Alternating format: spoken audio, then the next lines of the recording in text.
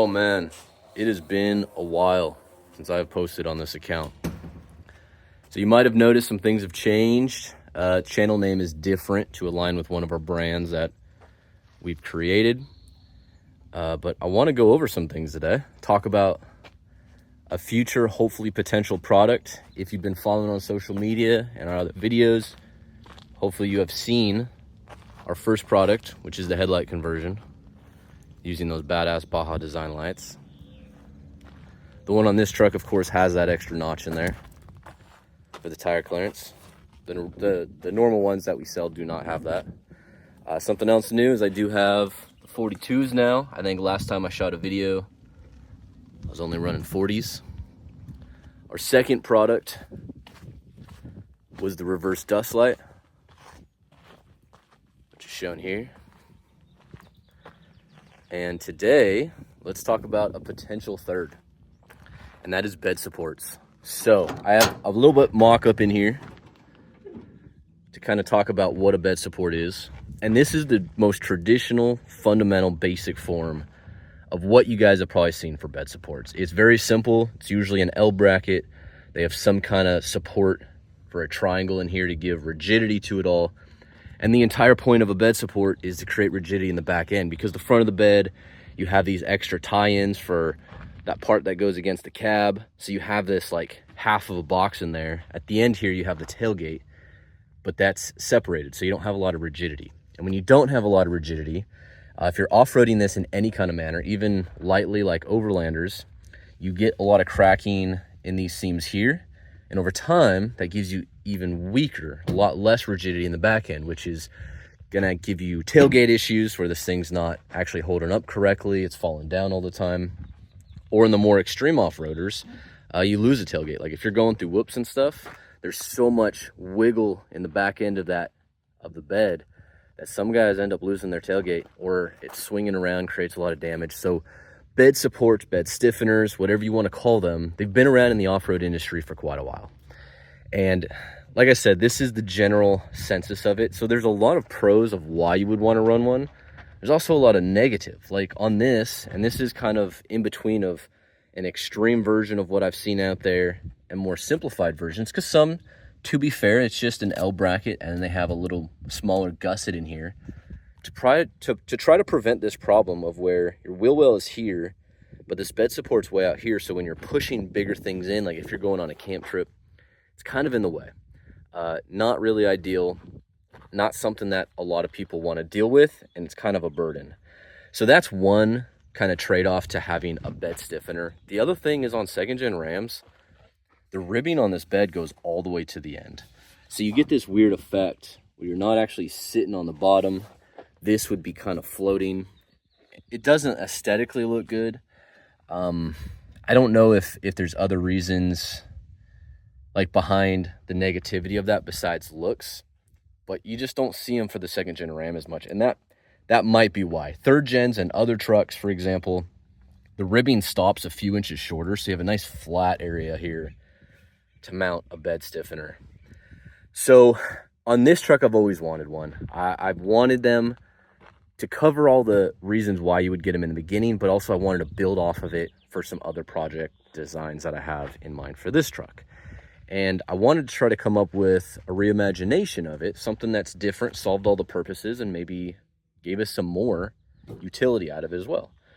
Something kind of like this. So this is the prototype of what we made, what we designed. It kind of flows with everything more. You can kind of see the drastic design difference, especially when you're comparing it to something like that. Looking at it off the bat to kind of address the ones that we just talked about, where the wheel well's here and this sticks out here, we're putting bigger cargo in is going to be more of a burden because it's in the way. This one sits inside of that wheel well. The wheel well kind of follows this line right here, so it's tucked in more in that aspect. And then stiff wise, where something like this, you'd have 1, 2 bolts, 3, 4 bolts. This one has 5. So we have 1, 2, 3, 4 on the bottom, and then the last 5th one is right under this plate here. So a mixture of having it bolted on different planes all the bends in this structure itself, it gives it a ton of rigidity, where probably can't tell in the video, but even if you pull on that like crazy, there is just nothing that actually moves. So as far as putting cargo in, as far as taking up less space, solved there.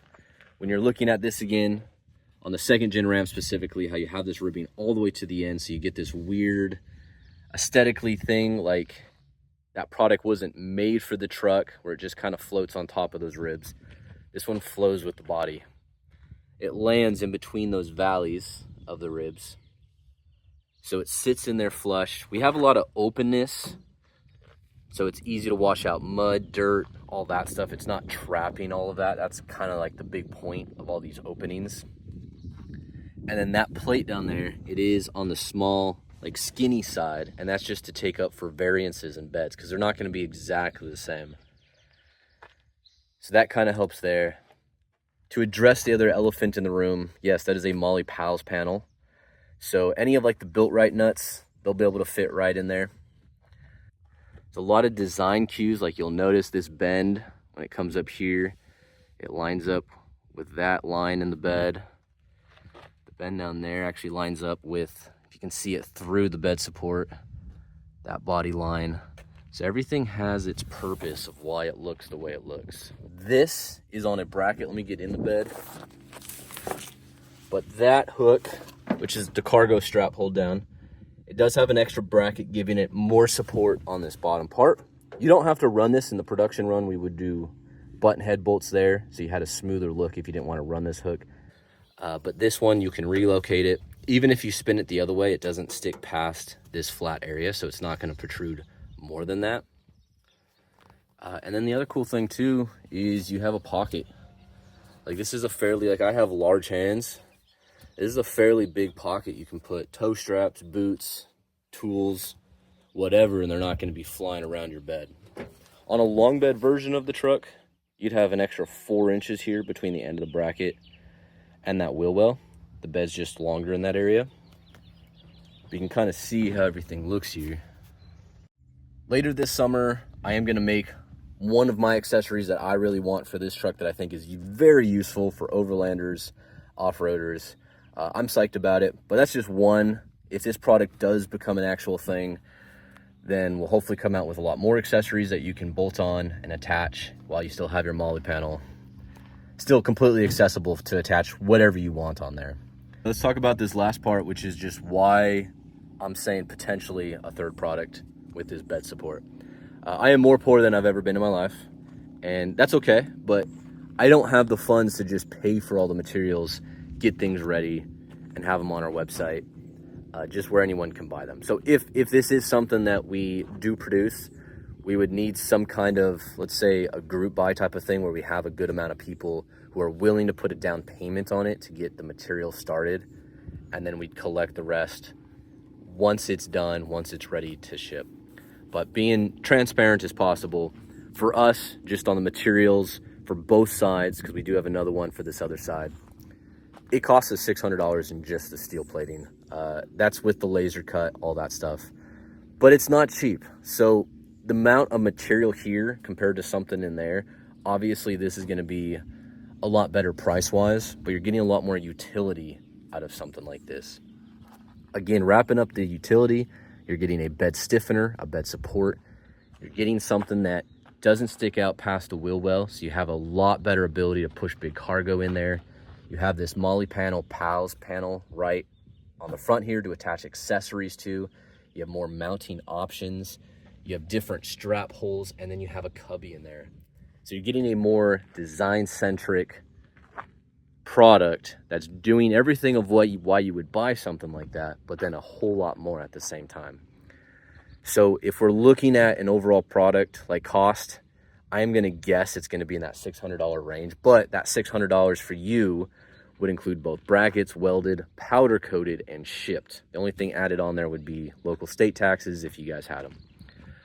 So please leave a comment below. Tell us if this is something that you would want to buy. Tell us if you change anything about it. Like on this model, I have 3 threaded holes up here. I don't know if that's going to stay in the production model, but that is very specific for this truck of what I'm building off of there. Just let us know if there's anything that we could change, any of that. Love to hear your feedback. Again, thank you for watching. I know it's been a while since I posted a video, but we really appreciate your support. Thanks again. I'll see you next time.